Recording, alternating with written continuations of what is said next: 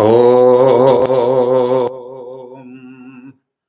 गणान्त्वा गणपतिगं ववामहे कविं कवीनामुपमश्रवस्तमं ज्येष्ठराजं ब्रह्मणां ब्रह्मणस्पत नः शृण्वन्नोतिभिः सीदसादनम् ॐ श्रीमहागणपतये नमः। प्रणो देवी सरस्वती वाजेभिर्वाजिनीवती धीनामवित्र्यवतु वाग्देव्यै नमः। गुरुर्ब्रह्मा गुरुर्विष्णु गुरुर्देवो महेश्वरः गुरुः साक्षात् परं ब्रह्म तस्मै श्रीगुरवे नमः। अज्ञानतिमिरान्धस्य ज्ञानाञ्जनशलाकया चक्षुरुन्मीलितं येन तस्मै श्रीगुरवे नमः। गुरवे सर्वलोकानां भिषजे भवरोगिणां निधये सर्वविद्यानां दक्षिणामूर्तये नमः। श्रुतिस्मृतिपुराणानाम् आलयं करुणालयं Namami भगवत्पादशङ्करं लोकशङ्करम्। Hari Om and Namaste. In this video, we will learn how not to chant the Vedas first and then how to chant the Vedas. The Vedas are Shabda Brahman, that is, the absolute truth expressed through sacred sound vibrations. The very sound of the Vedas creates positive vibrations that benefit the chanters, the listeners, and the entire atmosphere, provided they are chanted in the correct manner. Now, what is this correct manner? There are several rules for correct chanting of the Vedas. The Paramacharya of Kanchi quotes a shloka from Paniniya Shiksha, that is Panini's rules of phonetics, to explain how not to chant the Vedas. The shloka goes like this: Giti shigri shirakampi tatha likhita pathakaha anartagnol pakanthascha shadete pathakadhamaha. Giti shigri shirakampi likhita pathakaha anartagnaha alpakanthaha. These are the 6 qualities that indicate a Pathaka Adhamaha, that is, the lowest or inferior type of Vedic chanter. Now, let's look at each of these 6 one by one and reflect whether one or more of these qualities applies to us. The first one is Giti. Giti means one who chants the Vedic mantras as he likes, like music or like a song or like a raga. Of all the branches of the Vedas, one branch, that is the Sama Veda or Samaganam as it is called, is chanted like music. But even here, the rules for Samaganam are fixed and they cannot be sung any way one pleases. It must be learnt from a guru. The Vedas must be recited only in accordance with the swaras appropriate to them. Number 2 is Shigri. Shigram means fast or quickly. Shigri is one who hurries or rushes through the chanting. To derive the full benefit from the mantra, the right matras must be maintained in the chanting. It must not be rushed through. Number 3 is Shirakampi. This denotes one who keeps shaking his head as he chants. There must be a certain poise about one who chants the Vedas. The nadi vibrations must be such as are naturally produced in the course of the intonation. There must be no other vibrations. If the head is shaken, as in a music concert, the nadi vibration will be affected. The head and body of the chanter must be still. The movement of the swaras up and down must be in your chanting only, not in your body. One exception is certain shakas or branches of the Shukla Yajurveda, where the movement of swaras is indicated by hasta sanchalanam or movement of the hands. But even here, the hand movements are not random. They have to be learned from a guru. With this exception, for all other Veda shakas, no movement of head or body. Sit comfortably but steadily while chanting. Number 4 is Likhita Pathakaha. that is, one who chants reading from the written text. The Paramacharya often used to say that the Vedas must be taught and learned without the help of any written or printed text. This also underlines the importance of ensuring that our children learn Vedic chanting at a young age.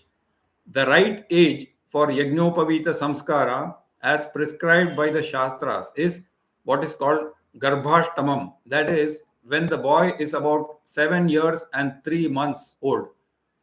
As with everything in our Shastras, there is a perfect scientific reason for this. The power to concentrate, learn, and memorize is sharpest from the age of 7 or 8 till about 20 years.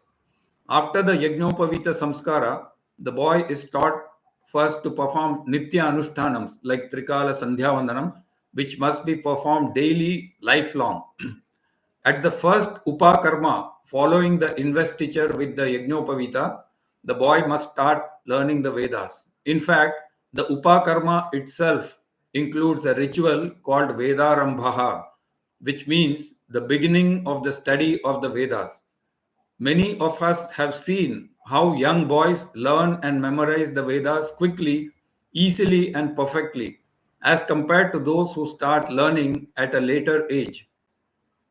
Number 5 is anarthagnya, that is, one who does not know the meaning of the mantras or the meaning of what he chants. Number 6 is alpakantaha, that is, one who chants in a very low or feeble voice, almost like a murmur or a whisper. Vedas must be chanted full throatedly, sonorously, and vigorously.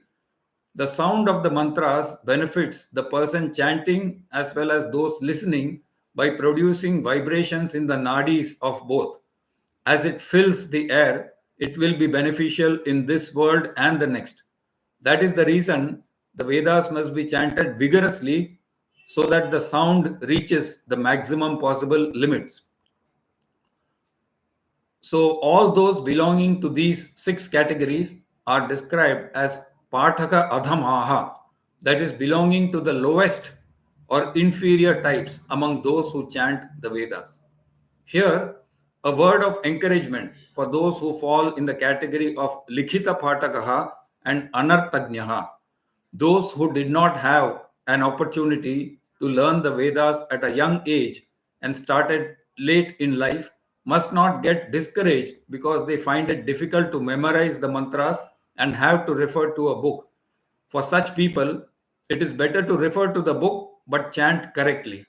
And most importantly, encourage our children and grandchildren to learn the Vedas at a young age so that at least our future generations are not Likhita Patakas. With respect to Anarthagnyas, those who chant without knowing the meaning of the mantras, Kanchi Paramacharya says that the potency or benefits from chanting without knowing the meaning may be less than chanting with full knowledge of the meanings, but nevertheless, there is some benefit, though it may be less than the full potential benefit. Paramacharya also has a word of caution at the same time for those who have knowledge of the meanings but who become proud and arrogant because of their knowledge. He says that Vinayaha, that is humility, Shraddha or faith, and Bhakti, devotion, these are of utmost importance. There is a saying in Sanskritam, Vidya Vinayena Shobhate, or Vidya Vinayena Vina Na Shobhate. Both mean the same thing, that knowledge shines forth only when it is accompanied by humility. We must make efforts to understand the meanings by studying Veda Bhashyams or commentaries written by learned Bhashyakaras or commentators like Sayanacharya, Bhattabhaskara, and others. At least the most commonly chanted portions of the Vedas like Rudram, Chamakam, Suktams, and the Upanishad pertaining to our Swashakha, that is our own branch of the Vedas. Now, having described the 6 qualities of the Adhama Patakaha or lowest type of chanter, the next shloka describes the 6 qualities of an Uttama Patakaha or the best or superior type of chanter. Madhuryamakshara vyaktihi padachchedastu suswaraha dhairyam layasamarthancha shadete pataka gunaha. So these are the 6 qualities of a good chanter.